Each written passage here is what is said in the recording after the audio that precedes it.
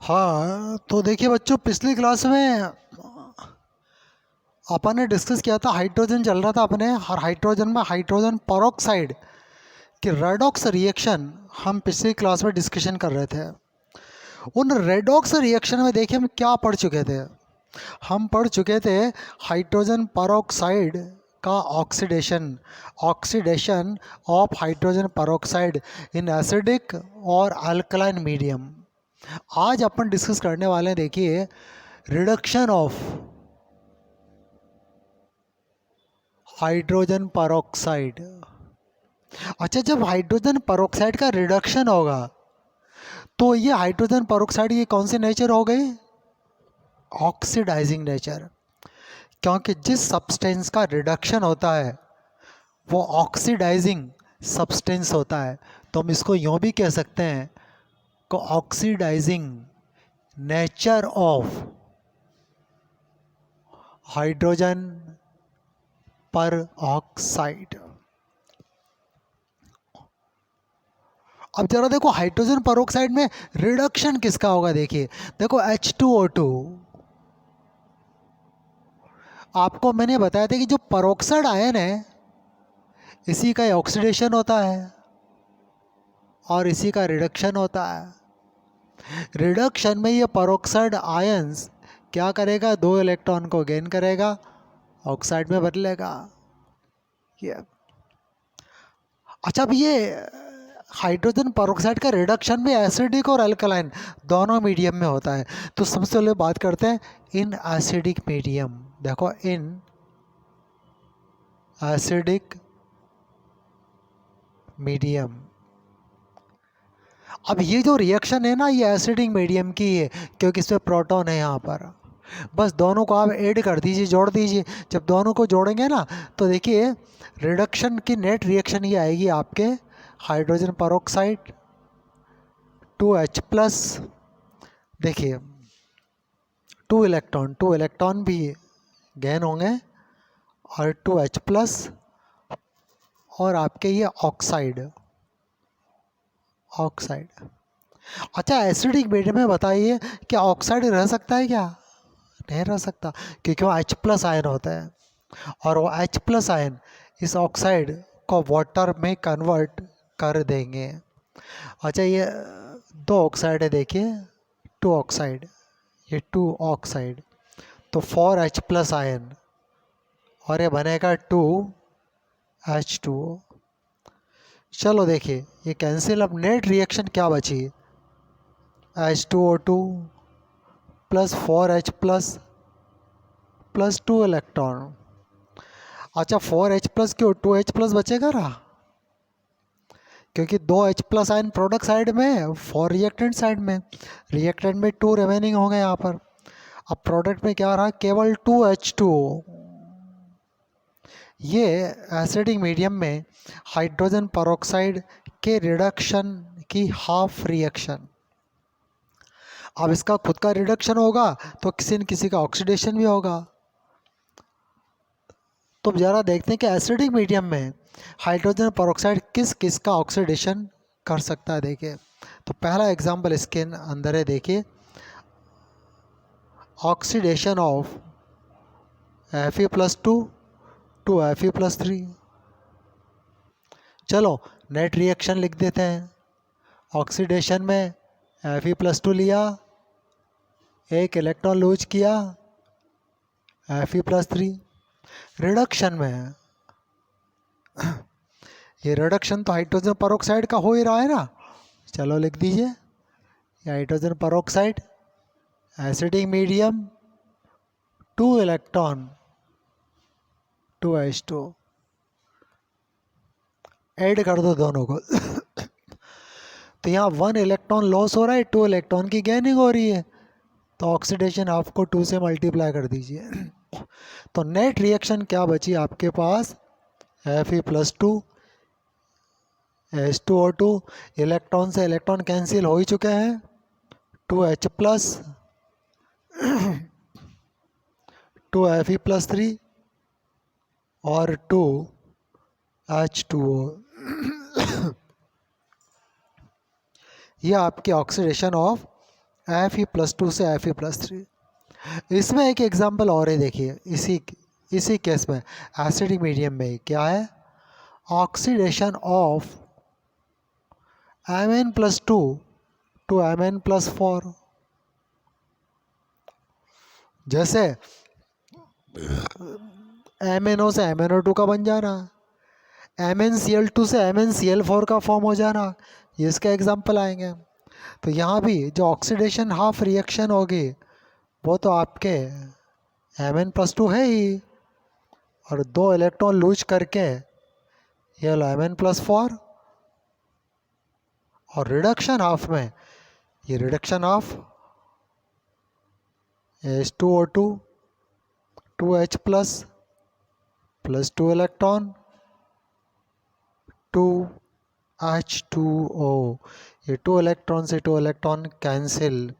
चलो देखिए Mn+2 H2O2 2H Mn+4, ये आपके एसिडिक मीडियम में। अब बात करते हैं अल्कलाइन मीडियम, ये तो एसिडिक मीडियम की होगी। अब ये हाइड्रोजन परऑक्साइड का रिडक्शन किसमें, अल्कलाइन मीडियम में देखते हैं। बेसिक मीडियम में देखिए, इन अल्कलाइन मीडियम देखिए,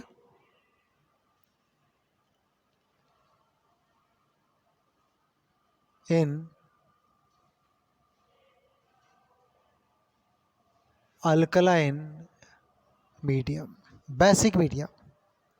अब एसिडिक को ही तो अल्कलाइन में कन्वर्ट करते हैं, कैसे करते हैं, हाइड्रोक्साइड आयन ऐड करके।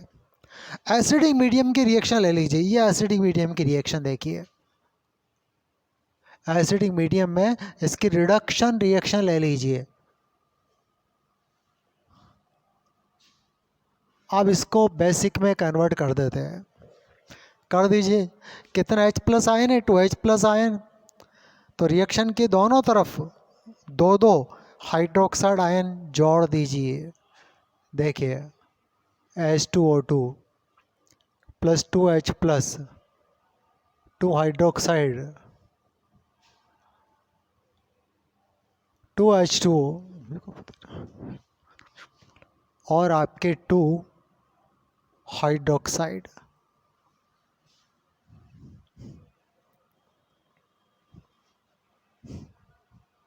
अब जरा देखिए, ये 2H+ 2H- 2H2O, और 2H2O से 2H2O कैंसिल, तो नेट रिएक्शन क्या बची, बड़ी सिंपल सी रिएक्शन बचती है कि 2 इलेक्ट्रॉन 2 हाइड्रोक्साइड। ऐसा लग रहा है कि जैसे कि आपकी ये हाइड्रोजन परऑक्साइड है ना, है इसका स्ट्रक्चर कुछ ऐसे होता है, बस इसको यहाँ से ब्रेक कर दिया और 1 इलेक्ट्रॉन इसको दे दो, 1 इलेक्ट्रॉन इसको दे दो, अरे 2 हाइड्रोक्साइड मिल जाते हैं। तो ये था reduction of hydrogen peroxide in alkaline medium. अब यदि हाइड्रोजन परऑक्साइड का रिडक्शन है तो किसी न किसी का ऑक्सीडेशन भी होगा, तो किस किस का ऑक्सीडेशन, चलो देखते हैं इसके एग्जाम्पल में। फर्स्ट पहला एग्जाम्पल, तो वही आयरन का, यहाँ भी आयरन का oxidation of Fe+2 into Fe+3, यह लीजिए, ये ऑक्सीडेशन Fe+2 इलेक्ट्रॉन लूज करके, ये लीजिए Fe+3, ये ऑक्सीडेशन हो गया। रिडक्शन, ये रही रिडक्शन, H2O2 2 इलेक्ट्रॉन 2 हाइड्रोक्साइड। चलो इसको 2 से मल्टीप्लाई करो, इलेक्ट्रॉन से इलेक्ट्रॉन कैंसिल करो, और बाकी बचा जो जोड़ के लिख दो आप, Fe+2 H2O2 प्रोडक्ट में 2 Fe+3, और यहाँ 2 हाइड्रोक्साइड आयन, 2 हाइड्रोक्साइड आयन। और ये आपके पहला एग्जाम्पल। सेकंड एग्जाम्पल यहाँ पर देखिए, oxidation of PbS to PbSO4, lead sulphide से लेड सल्फेट में ऑक्सीडेशन। इस रिएक्शन को लिखने का सिंपलेस्ट तरीका, सिंपलेस्ट वे में आपको बता देता हूँ। देखिए वो ये है, हाइड्रोजन पेरोक्साइड का आपने डिकम्पोजिशन किया, H2O, ये O ये क्या करेगा, लेड सल्फाइड का ऑक्सीडेशन कर देगा, किसमें, लेड सल्फेट में। दैट्स ऑल, इतना सफिशिएंट है। इस तरीके से भी निकालोगे ना तो भी ये लास्ट में कंक्लूजन में ये बचेगा जो भी जोड़ के लिखने वाले हैं हम। इसको 4 से मल्टीप्लाई करो, क्योंकि 4 ऐसे 4 हो कैंसिल। आप ज़रा देखिए, 4H2O2 PbS, प्रोडक्ट साइड में 4H2O plus PbSO4, that's all. ये तो होता ब्लैक कलर का सब्सटेंस है ये, ये होता वाइट, इस तरीके। और ये थी आपके हाइड्रोजन पेरोक्साइड की रेडॉक्स रिएक्शंस। इस रेडॉक्स रिएक्शन में 8 रिएक्शन हमने डिस्कस की है।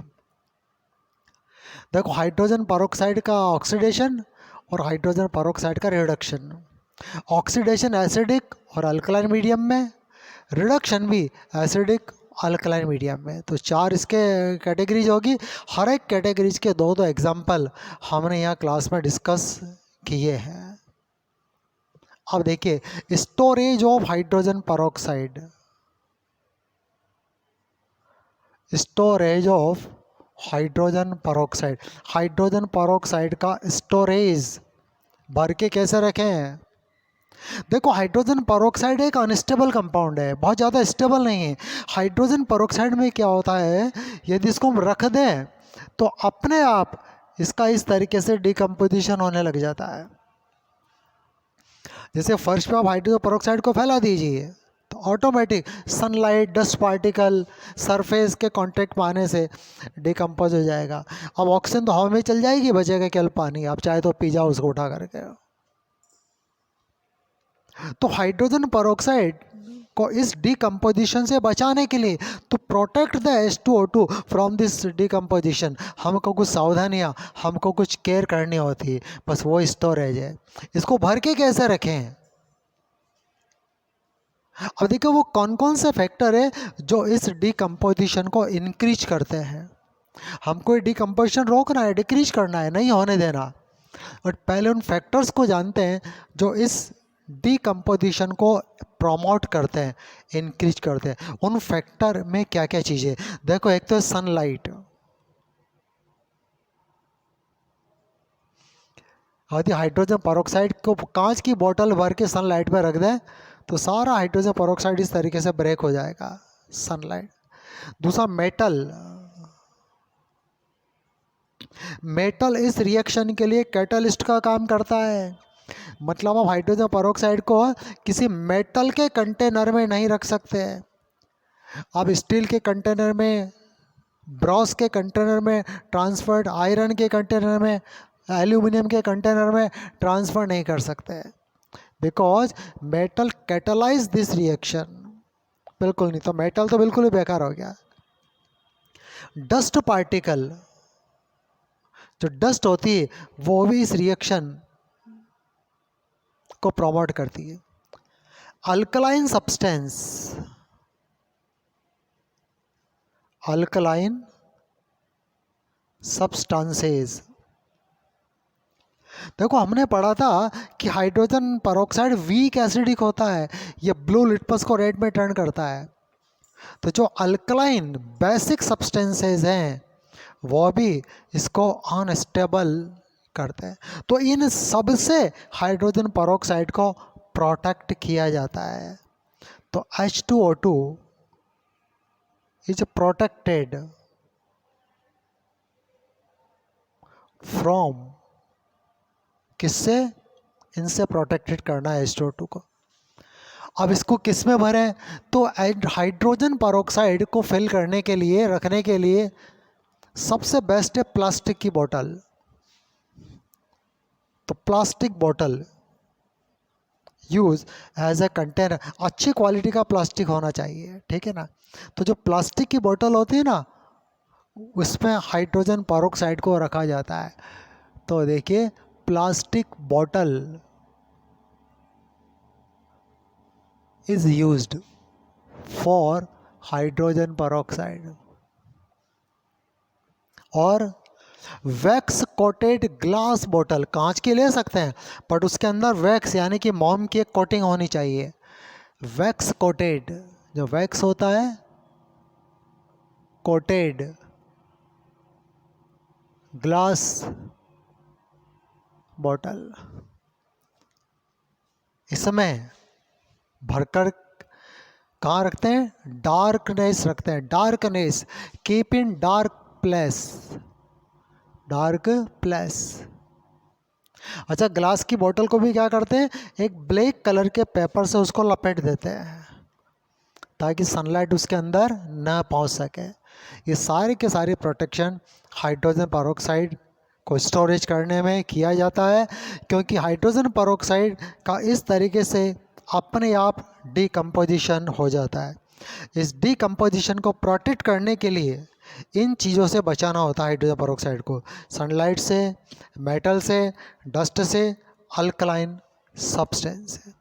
इसके लिए हाइड्रोजन पेरोक्साइड को या तो प्लास्टिक की बोतल में भरेंगे या वैक्स कोटेड ग्लास बोतल में भरते हैं, उसके ढक्कन को अच्छी तरह लगा करके डार्क में रख देते हैं और बोतल के चारों तरफ एक ब्लैक कलर का पेपर भी लपेट देते हैं ताकि सन के कांटेक्ट में न आ सके। अब आगे देखिए, structure of hydrogen peroxide, structure of hydrogen peroxide का स्ट्रक्चर देखो। इसका स्ट्रक्चर क्या होता है, बुक लाइक स्ट्रक्चर है। बुक जैसे किताब है ना, किताब है, इसके जैसा स्ट्रक्चर, लेकिन किताब बंद नहीं, खुली किताब, ऐसा ऐसा स्ट्रक्चर है। जैसे किताब को आपने खोल दिया, कि बुक्स को खोल दिया जैसे, इस तरीके से अनफोल्ड बुक्स, ठीक है ना, ऐसे ओपन बुक स्ट्रक्चर। अभी जो लाइन है ना, यहाँ पर दो ऑक्सीजन एटम होते हैं, एक ऑक्सीजन से कनेक्ट होकर एक हाइड्रोजन इधर जुड़ेगा और एक हाइड्रोजन इधर जुड़ेगा, और इन दोनों प्लेन के बीच में एक एंगल होता है। ये ऐसे पूरी खुली हुई नहीं होती है, आधी खुली हुई किताब होती है ऐसे। ये तो पूरी खुल गई 180 डिग्री पर 180 से कम एंगल होता है।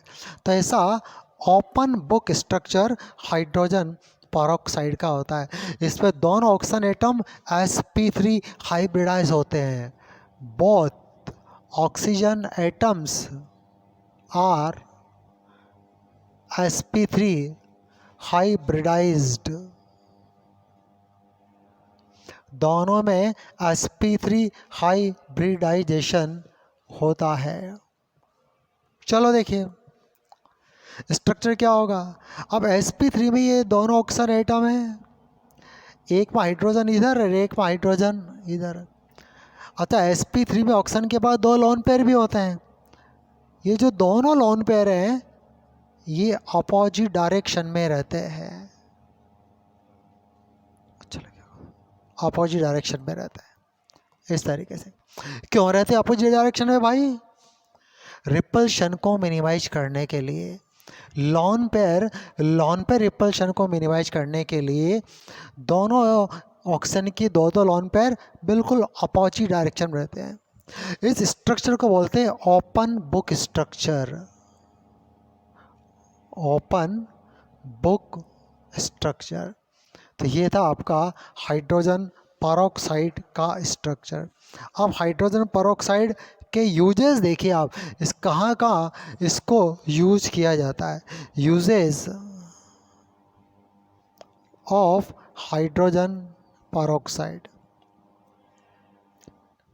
देखो ये माइल्ड डिसइंफेक्टेंट है, ये माइल्ड डिसइंफेक्टेंट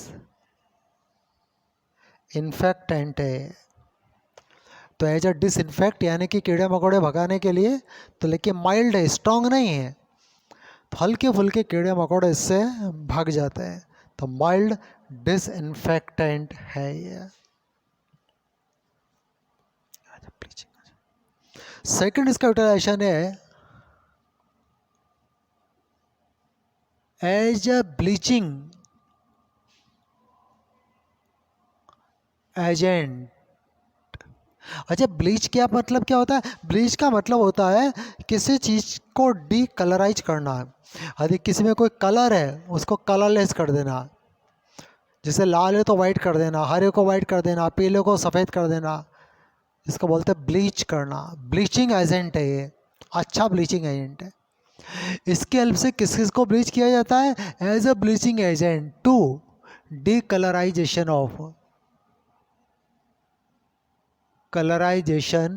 ऑफ किस किस को? क्लॉथ, कपड़े को, फाइबर, रेशों को, जैसे वूल है, कोई भी फाइबर है, ठीक है ना। लेदर यानी कि चमड़ा, उसको डीकलराइज करने के लिए, ठीक है ना। ऑयल, जब अपन कहते हैं refined oil, refined oil, refined oil में क्या करते हैं? उसके नेचुरल कलर को हटा देते हैं, रिफाइंड ऑयल। तो इसको इसको पेपर पल्प, पेपर पल्प, कागज बिल्कुल वाइट होता है ना, वाइट। अब जिन चीज़ों से कागज़ बनता है वो तो इतनी वाइट नहीं होती, बट उसको वाइट बनाने के लिए हाइड्रोजन पेरोक्साइड का यूटिलाइजेशन किया जाता है। तीसरा देखो, एज एंटीसेप्टिक, ये एक एंटीसेप्टिक है, ठीक है ना, एज अ एंटीसेप्टिक। अच्छा, इसका कॉमर्शियल नेम क्या है? पर हाइड्रोल। ये बाजार में पर हाइड्रोल के नाम से मिलती है। हॉस्पिटल में डॉक्टर वगैरह जो वॉन्ड्स वगैरह, जो घाव वगैरह पे पट्टी बांधते हैं ना, तो ड्रेसिंग के पहले घाव को हाइड्रोजन पेरोक्साइड से साफ करता है, तो वहाँ पर इसका यूटिलाइजेशन होता है। चौथा देखिए, in preparation of sodium perborate, sodium perborate को बनाने में, एंड सोडियम पर कार्बोनेट को बनाने में, सोडियम परबोरेट और सोडियम पर कार्बोनेट को बनाने में। अच्छा, सोडियम परबोरेट, सोडियम पर कार्बोनेट कहाँ काम आते हैं? ये अच्छी क्वालिटी के डिटर्जेंट पाउडर, जो महंगे डिटर्जेंट पाउडर होते हैं उनमें इनको मिला देते हैं। तो कैसे कपड़े ज़्यादा साफ होते? नहीं, कपड़े साफ नहीं होते, लेकिन कपड़ों में चमक बढ़ती है, इससे चमक आती है, वहाँ पर इनका यूटिलाइजेशन किया जाता है।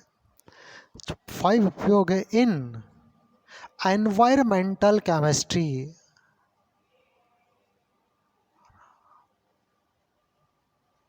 Environmental chemistry. एनवायरमेंटल केमिस्ट्री में हाइड्रोजन पेरोक्साइड का यूटिलाइजेशन किया जाता है। तो ये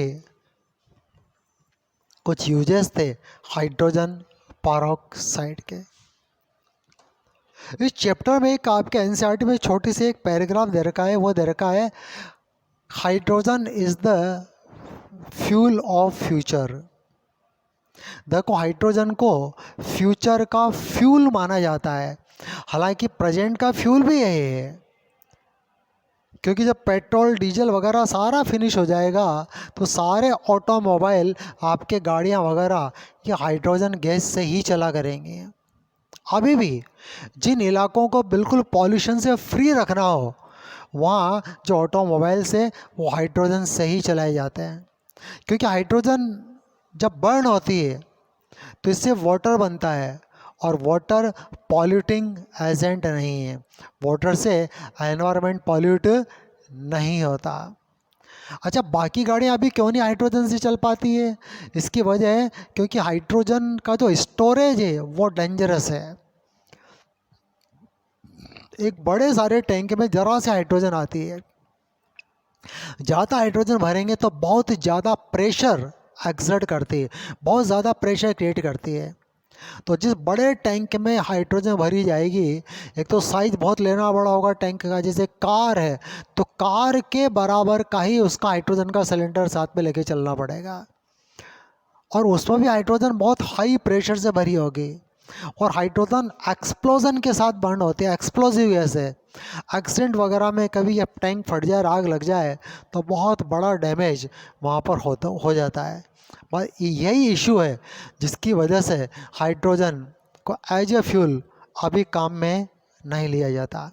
अदरवाइज हाइड्रोजन अवेलेबल है, कभी कभी ख़त्म नहीं होने वाला फ्यूल है, क्योंकि हाइड्रोजन का रॉ मटेरियल वाटर है, वाटर से बनाई जाएगी ये, और वाटर की अर्थ में कोई कमी नहीं है। समुद्र भरे पड़े हैं पानी से, वहीं से पानी लेंगे और हाइड्रोजन गैस बनाई जाएगी। हाइड्रोजन कोई कॉस्ट इफेक्टिव भी है, बट इसका जो स्टोरेज है वो बहुत डेंजरस है, और इसीलिए प्रेजेंट टाइम में एज अ फ्यूल हाइड्रोजन का यूटिलाइजेशन नहीं किया जाता। तो ये थी आपकी हाइड्रोजन एज अ फ्यूल। तो आपका ये चैप्टर यहाँ पर देखिए फिनिश हो जाता है, और इस चैप्टर के साथ ही इसमें देखिए जो भी आपकी प्रॉब्लम्स है, जो भी आपके डाउट्स हैं, इसमें एनसीईआरटी की क्वेश्चन कीजिए आप, शीट वगैरह आप बड़े आराम से सोल्व हो जाएगी, हाइड्रोजन की कोई दिक्कत नहीं आती इसमें। हाँ, बहुत सिंपल सा थियोरेटिकल चैप्टर है, छोटा सा। अब मैं अगला चैप्टर चालू करूँगा, P block element. P block element देखिए आप यहाँ पर,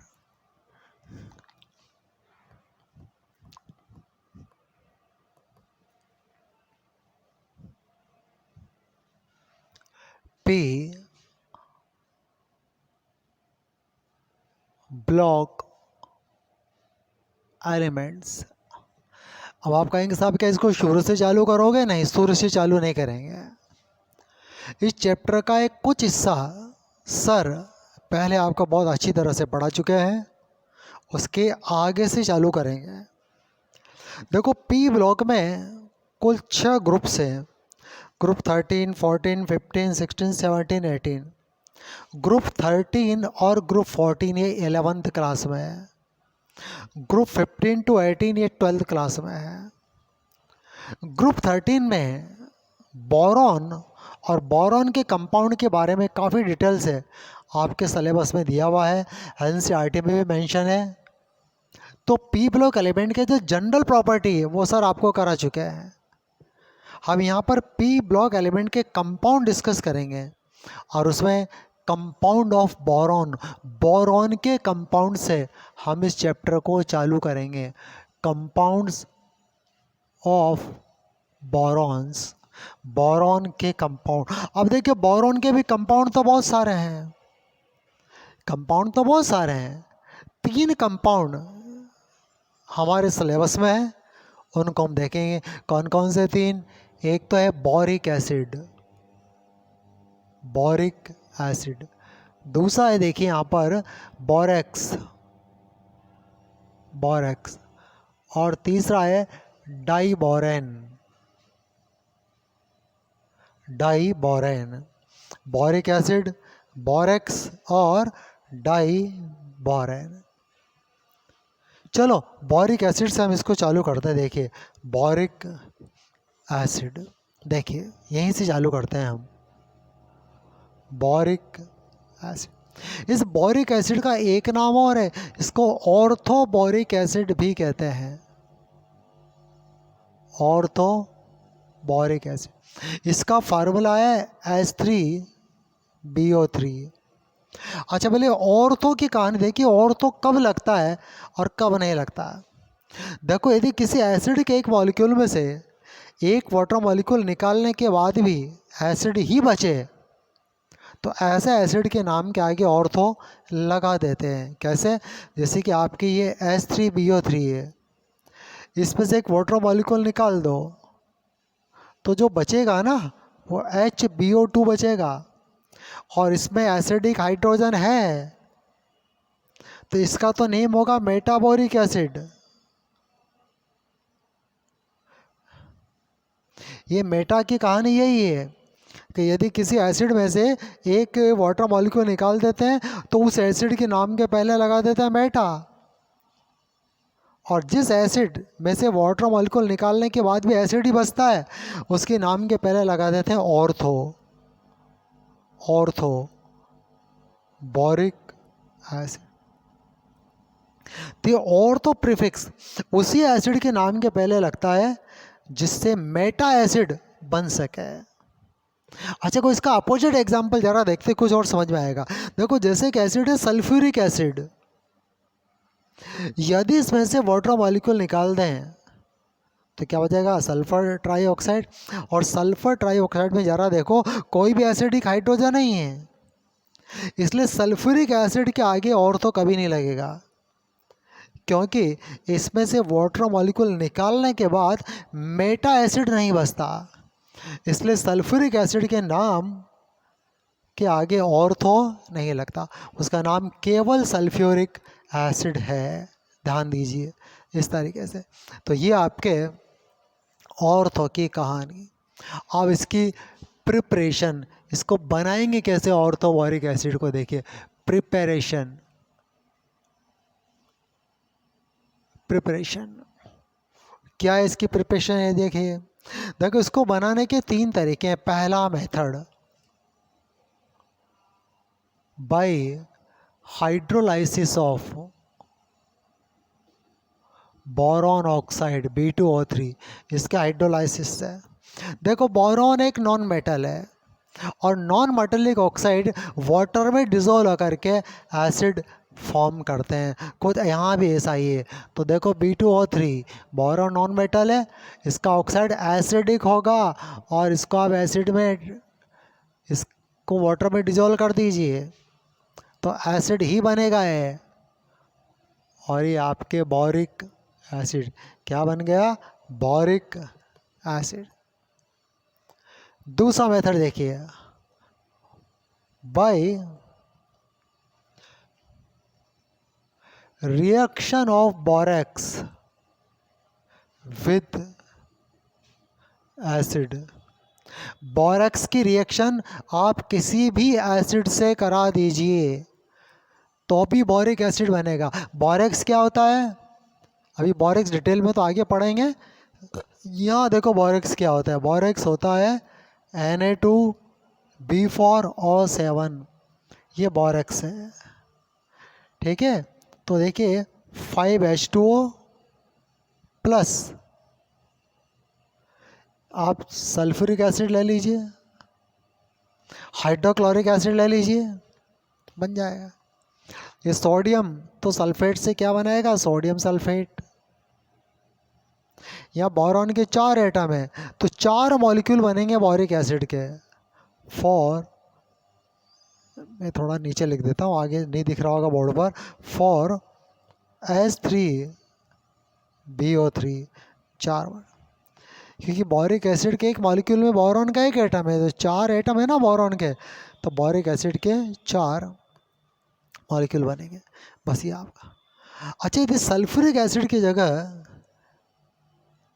यदि आप HCl ले तो 2HCl और, यानी कि और,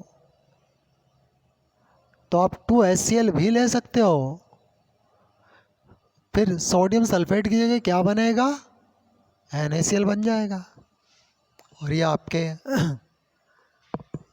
3 मेथड है। अच्छा, दूसरा मेथड ये हो गया। पर तीसरा मेथड देखिए, देखो एक सब्सटेंस आता है कोलेमेनाइट, उसके सल्फर डाइऑक्साइड से जब उसका रिडक्शन करते हैं तो भी आपके बोरिक एसिड बनता है। तो रिडक्शन ऑफ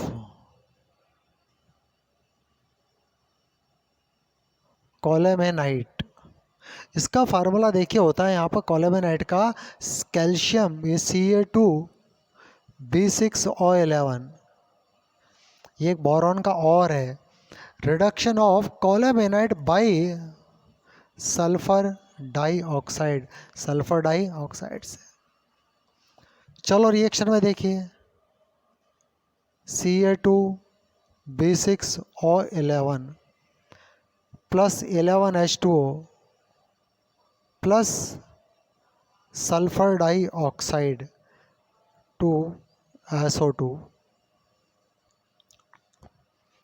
अगेन बोरॉन के 6 एटम हैं तो 6 मॉलिक्यूल तो बन जाएंगे बोरिक एसिड के, H3BO3 H3PO3।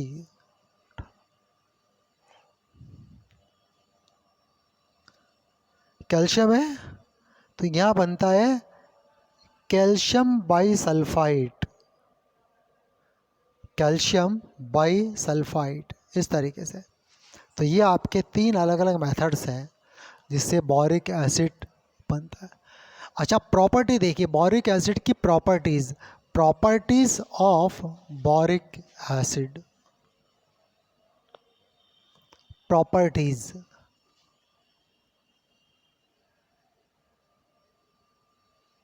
Of boric acid. देखो बोरिक एसिड में सबसे पहली चीज तो क्या है, देखिए वाटर सॉल्यूबल है,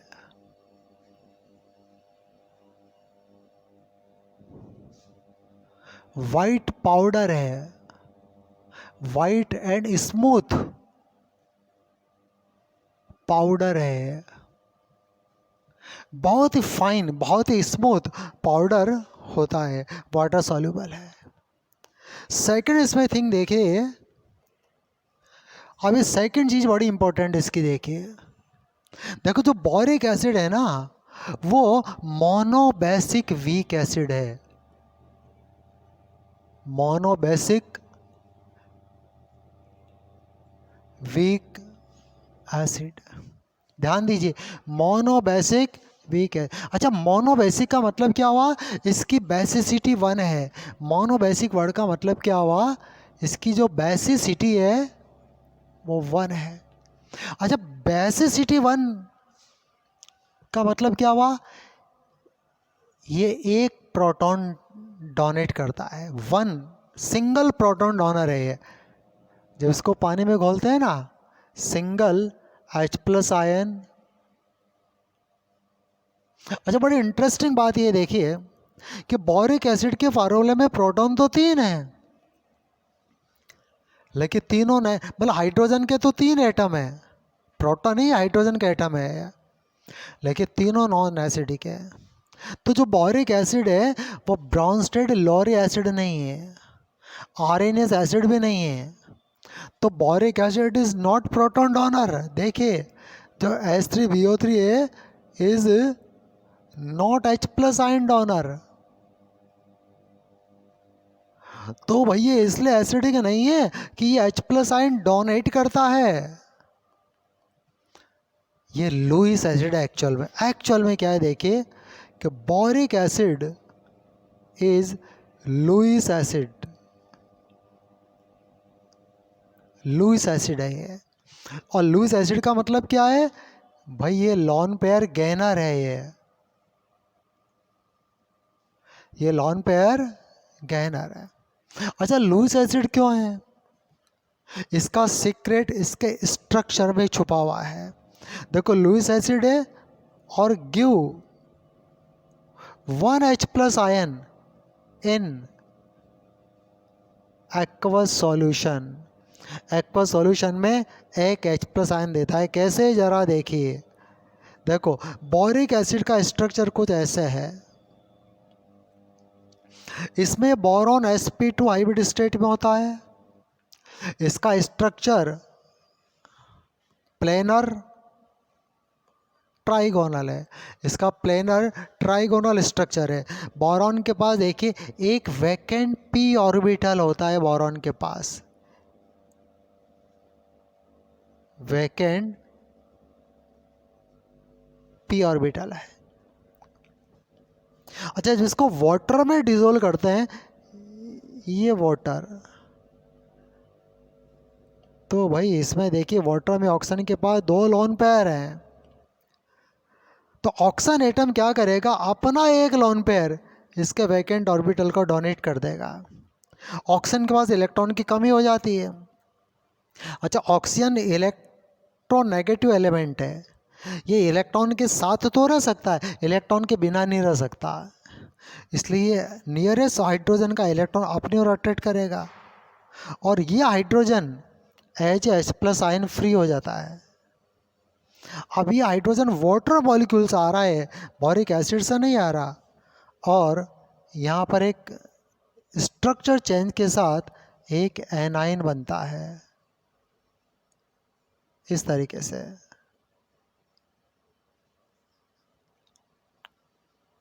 इस तरह से देखिए, ऐसे ऐसे। अब इसमें बोरॉन sp3 हाइब्रिड स्टेट में है और यही रिएक्शन बोरिक एसिड को वीक मोनोबेसिक एसिड बनाती है। अब ज़रा देखो कितने प्रोटॉन रिलीज कर रहा है, एक प्रोटॉन रिलीज कर रहा है, और इसलिए बोरिक एसिड की बेसिसिटी 1 है। इसको हम ऐसे भी लिख सकते हैं, इसी रिएक्शन को देखिए कि H3BO3H2O, ये हमने इसको मिला के लिख दिया, H2 को मिला के लिख दिया, प्रोडक्ट में क्या बना देखिए, BOH होल 4 नेगेटिव और H प्लस। ये sp2 हाइब्रिडाइजेशन या बोरॉन का, या बोरॉन का sp3 है। इसका स्ट्रक्चर ट्राइगोनल